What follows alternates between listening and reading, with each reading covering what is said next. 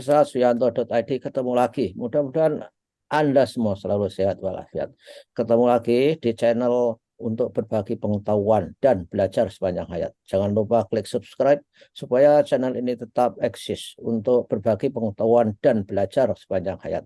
Kalau video ini sampai pada gadget atau laptop atau HP Anda, ini berkat tangan kreatif dari editor channel kita, Mas Heri TW, Heri Teguh Yono. Beliau adalah guru SMP Negeri 2 Karanganyar, Kabupaten Ngawi. Nah, saudara-saudara, kali ini kita akan membahas tentang bagaimana kita kalau umroh supaya bisa berjalan dengan baik lihat dari aspek kesehatan.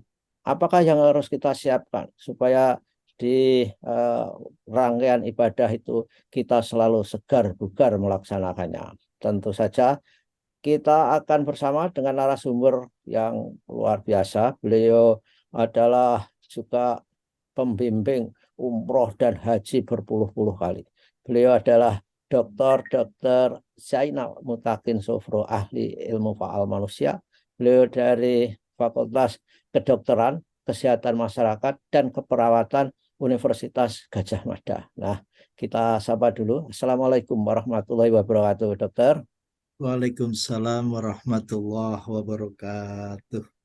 Nah, dokter, sekarang kan banyak sekali orang umroh, ratusan ribu saya kira dari Indonesia dalam bulan.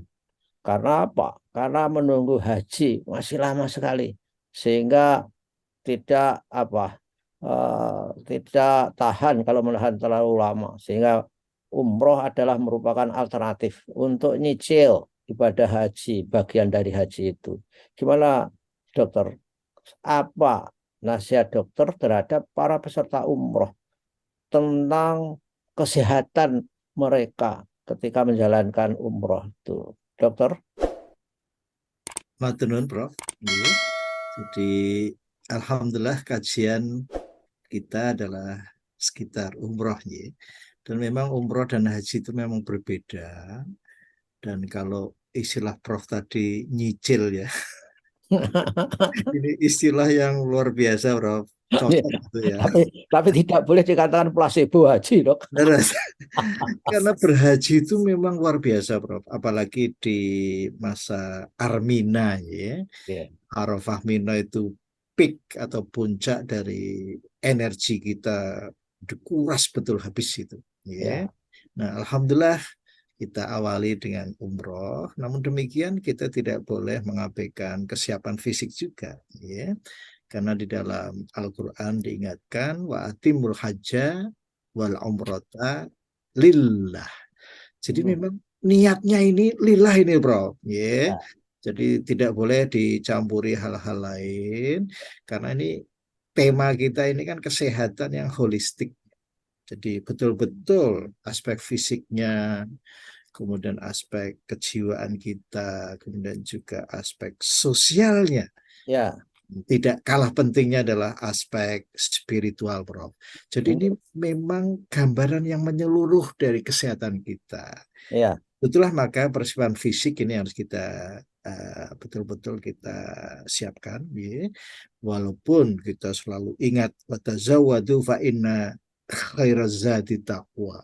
Ya. Jadi modal utama Sama. itu adalah takwa. Kenapa? Kita bisa bergerak ke sana kemari itu kalau tidak ada la haula wala quwata illa billah, tidak mungkin, Bro.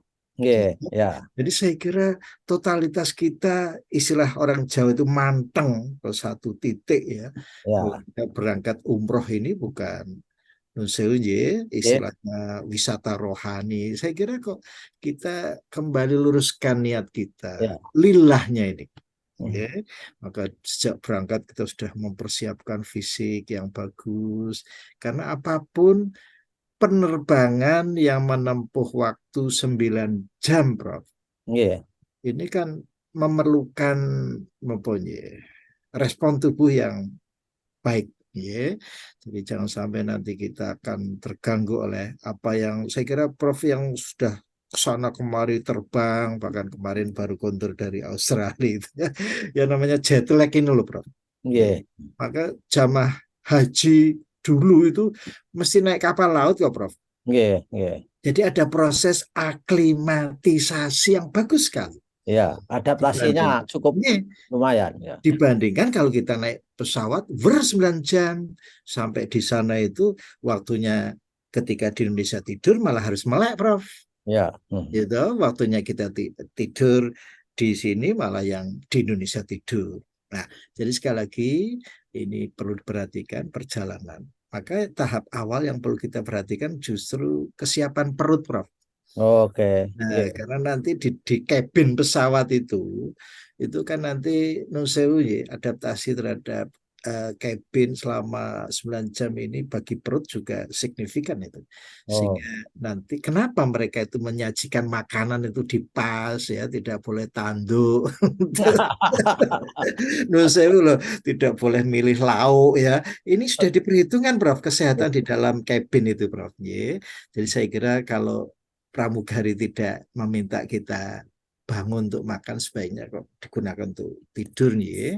Iya. Dan yang kedua, Prof, di dalam Jadi dok, pesawat. maaf dok, Iya, menyela dok, maaf. iya, Jadi di kabin untuk kesehatan, untuk menjaga perut itu justru nah, nggak boleh ngemil terus ya dok. Misal kita kan bisa sanggup kacang satu toples, aja coklat berbatang-batang, itu nggak nah, boleh Dok, ya. justru Harus ini itu. yang perlu dicatat, Prof. Jadi cara pramugari menyajikan menu ini kita kan kadang-kadang ming semini yo kok orang untuk tanduk yo. Maksudnya, barangkali kalau di kelas bisnis agak beda, tetapi tolong dicatat ya. Jadi kondisi perut di pesawat itu sangat-sangat dipengaruhi oleh suasana kabin, Prof. Iya. Ya. Sehingga memang harus diatur sedemikian rupa. Kenapa? Perut ini adalah merupakan sabotase oksigen ke otak yang paling besar loh, Prof. Oh iya, iya, iya. Sehingga kalau kita perutnya terlalu banyak nanti ya minta maaf akan bermasalah ketika landing. Ya. Yang kedua, Prof, ini kebiasaan, maaf nih, masyarakat kita itu agak sungkan menggunakan uh, toilet yang di pesawat, Prof. Ya. Kadang-kadang ada unsur jaim loh. Ya, buka pintu saja kagok nanti ndak dikira kurang pengalaman. Ini juga harus diperhatikan, Prof. Bagi Ya. mereka yang berpengalaman bola-bali naik pesawat tuh harus membimbing betul loh, Prof. Mhm. Bahwa kadang-kadang nun sewu loh, kadang-kadang nun sewu, BAB saja tidak pada tempatnya, Ya, gitu. ya, ya, ya, ya. Kadang Prof, nih tingkring barang itu. Ya, minta maaf ini pesawat haji umroh itu sangat khas loh, ye. Jadi Oke. kita harus betul-betul penuh nopo nggih, kasih sayang membimbing. Jadi sebetulnya masalah kejiwaan ini harus diatasi selama dalam pesawat ini, Ya, ye. ya, ya, ya. Oke, Ah, loh, Prof, gitu. ya, ya, karena kultur kebiasaan dok ya. Biasanya Leres, kalau di toilet itu nongkrong, leres, dok pasti nggak bisa itu. Jangan milem, di situ dok. Di milem. apa airport itu juga masih banyak bekas toilet itu baret-baret sepatu. Itu artinya orang nggak duduk tapi nongkrong itu dok. Saya itu, Bro. Ini kita harus maklum betul. Dan nun sewu nggih, ini berkelanjutan. Begitu landing bisa pingsan. Karena apa? Tadi tidak dikeluarkan malah ditahan, gitu. Akhirnya oksigen ke otak itu kan berkurang, terus pingsan Oh, di bandara, Prof. Dan hmm. ini ya nun sewu tidak sekali dua kali kita jumpai itu. Oke. Hmm. Edukasi semacam ini penting sekali ya, dengan channel Prof. Suyanto ini. Ya. Begitu turun dari pesawat, Prof, tolong dicatat bahwa ada perbedaan suhu maupun kelembaban. Ya.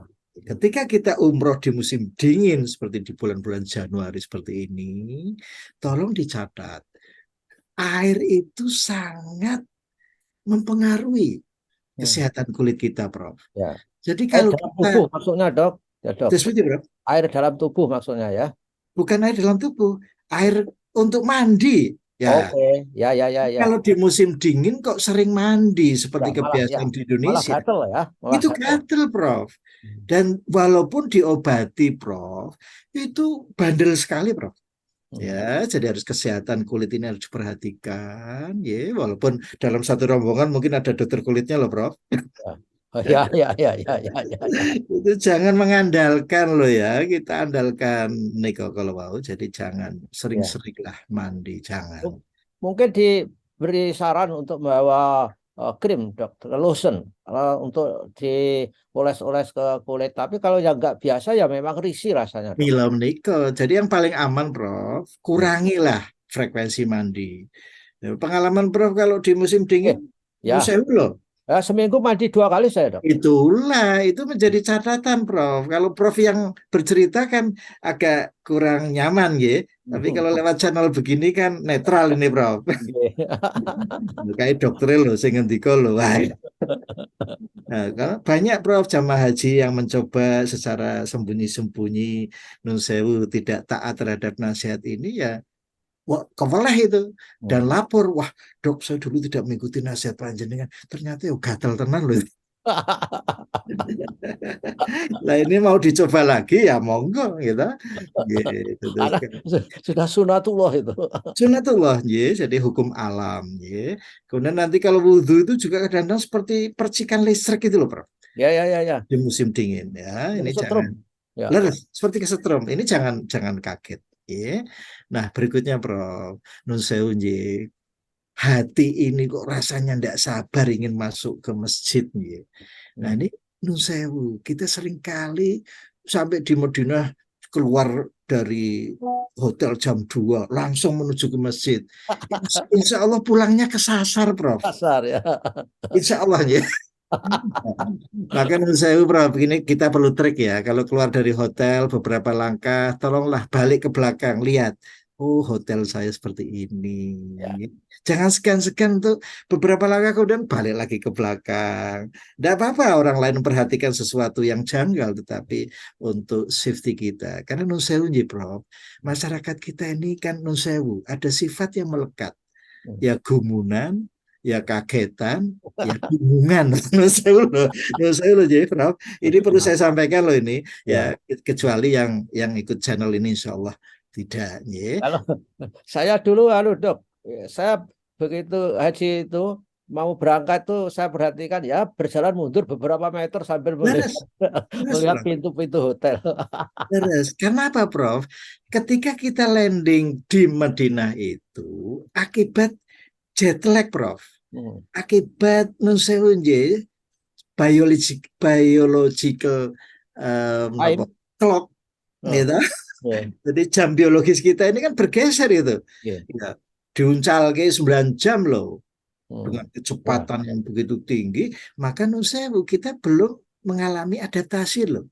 ya, Padahal ya, adaptasi itu paling tidak, kalau istilah Prof kan aklimatisasi itu kan 1 minggu, Prof. ya, Sehingga nusewu kesadaran itu belum penuh loh, Prof.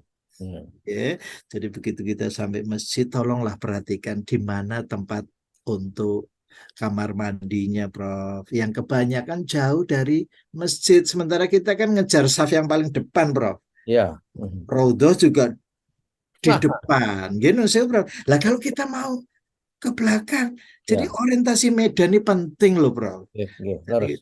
yang kebanyakan yang mendahului kan semangatnya itu loh, Prof. Nah, ya. Dan Sehingga ya, dan di Mekah, di Madinah itu kan banyak bangunan sama persis. Nanti, mila menika, ya, Prof. nanti Kang Sen kalau di situ nggak ketemu orangnya nyalah-nyalahin padahal yang kita Persis. tuju itu gedung yang beda, Persis, tempat Bro. tempat apa, toilet yang beda. Yang perlu Leres. adalah nomornya itu saya kira pintu dan sebagainya itu, dok. Leres, Bro. Leres. Dan itu memang pemicu, Prof, untuk terjadinya gesekan-gesekan. Ya. Padahal Allah wanti-wanti loh. Hmm. Jadi, fala rofatha wala fusuko wala jidal. Ya. Wah. Jadi, jangan pangandikan yang porno. Tidak juga pangandikan yang mengajak orang berbuat dosa. Dan Hmm. jangan bertengkar. Kak, Gitu. Dan ini potensinya akan muncul, Prof. Kalau kondisi fisik kita tidak prima. ya. Maka sekali lagi melalui channel ini sebetulnya persiapan fisik, terus Kulo piyambak, Prof. Kalau mau berhaji itu setahun sebelumnya itu persiapan fisiknya harus matang loh, Prof. Ya, ya, Renang 3 kali. Ya, kalau umroh itu kan kebetulan, Prof. Nggih. ya, Kadang-kadang juga jam penerbangannya juga ya sesuai dengan kesibukan kita. Kalau pas longgar umroh itu. Kalau haji kan nggak bisa, Prof. ya, ya, Salah satu kelebihan umroh di sini adalah fleksibilitasnya itu loh, Bro. Kalau ya, haji itu al-hajju asyhuru ma'lumat, gitu. Haji ya, itu waktunya tertentu, Bro. Nah, ini kelebihan umroh itu adalah fleksibel, namun demikian tidak boleh mengabaikan kesiapan fisik.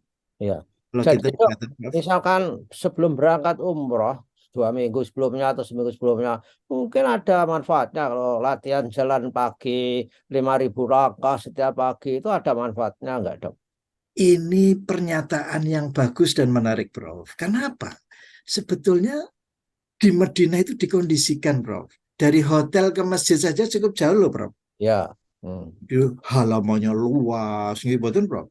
Itu Nggih, kan sebetulnya mengkondisikan jamaah supaya fisiknya itu terlatih. Ya. Lebih-lebih nanti akan pindah ke Mekah, Prof. nggih. Ini semacam conditioning itu sebetulnya ya, di Madinah itu. Ya. Di samping itu juga kita akan nanti akan ke Raudhah, Prof. Ya. Itu sudah dilatih antri loh, Prof. Nah. Nah, mau masuk Raudhah itu jam 2 pagi sudah antri dulu, Prof. Ya, jadi nun sewu nanti bergutuk nah, sampai ke Raudhah. Nah, tetapi yang penting di sini, Prof, kesehatan holistik kita ini tidak semata fisik, ya. Jadi jiwa kita, hati kita yang terpelihara, lebih-lebih di dekat makam Rasul, ya, itu betul-betul suasana hati kita beda loh, Prof. Nggih, ya. Dengan kalau kita ini sholawat di nun jauh dari makam Rasul. Tetapi yang penting, Bro, kata kuncinya adalah memelihara hati kita yang penuh ketakwaan sehingga kita terhadap jamaah lain itu care, gitu, Bro. Nggih. Tidak hanya mementingkan diri sendiri itu defense namanya, Bro. Itu, Iya. itu tidak sehat, Bro. Hmm. Ya, jadi Hmm. kita disenggol saja emosi itu sudah tidak benar itu. Saya loh, Bro. Ya. Ya, ya. Nah, kalau mau sendirian ya nggak usah di situ tempatnya. Ini memang betul-betul perjuangan ya, Prof. Y. Kalau sendirian di Tawangmangu aja, Dok. Lah milom nih Naik turun. saya itu, Prof. Maka dalam Al-Quran itu kan sangat jelas ya. Wa adzin finnas bil haji atuka rijalan wa ala kulli dhamiri yatina min kulli fajjin amiq liyashhadu manafi'alahum. Jadi semangatnya itu justru untuk menyaksikan loh, Prof. Hmm. Manfaat dari kita berkumpul dengan orang banyak itu. Jadi bukan yang penting, wah saya sudah di Raudhah, terus kalau udah sampai di Raudhah, apa itu wilayahnya dikuasai berjam-jam di situ. Nah yang lain juga kan perlu toh, Ya, Bro. itu Gitu. itu akan berpengaruh pada kesehatan fisik kita, mental kita yang nanti meremen ke fisik. Iya, Dok. Betul, Bro. Betul, Bro. Mila Hmm. nu sewu, takwa itu kan semangatnya kan social engagement, Bro. Nggih, nggih. Ya, care terhadap orang lain, mudah memaafkan, bisa mengendalikan amarah. Itu semua ada di takwa loh, Bro. Ya. Bahkan tutur kata itu adalah cermin dari terujinya ketakwaan hati loh. Maka non sewu, Prof, nanti sempatkan di Raudhah itu pada pintu makam itu ada paling tidak 2 ayat dari surat Al-Hujurat. Hmm. Ayat kedua dan ketiga. Ya Ya, ayyuhalladzina amanu la tarfa'u aswatakum fauqa sautin nabi. Jadi kita harus bisa mengatur vocalization, Bro. oke. Ya. Syaratnya sehat fisik, vokalisasi. Itulah vocalization ya. Jadi tutur kata yang bagus, jangan marah-marah, face juga harus ceria gitu. Ini ini mempengaruhi kesehatan, Prof. Loh, kalau mau ke Rodo saja seperti mau perang gitu, Prof. Ah, ini sudah tidak sehat, ini jelas ini. Dan saya, Prof, ini yang harus kita perhatikan. Tentu saya senang sekali ide Prof untuk mengangkat sehat itu holistik. Nggih. Jadi badan ini akan dipengaruhi oleh aspek dalam kita. Kalau aspek dalam kita ini semrawut ya gampang capek itu, apalagi sudah Ya, kurang ya, tidur, ya Prof, nggih. ya. Ah, Nikom. Ya, oke. Baiklah, Dok. Saya kira untuk episode ini kita akhiri karena kalau terlalu panjang itu nontonnya itu juga capek, Dok. Jadi Leres. biar Nah, pendek-pendek, kita sambung pada episode berikutnya.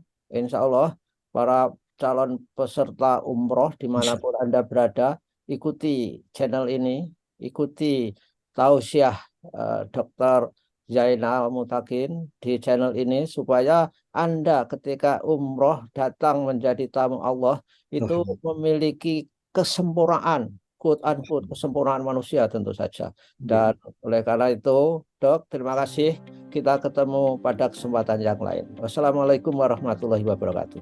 Waalaikumsalam warahmatullahi wabarakatuh.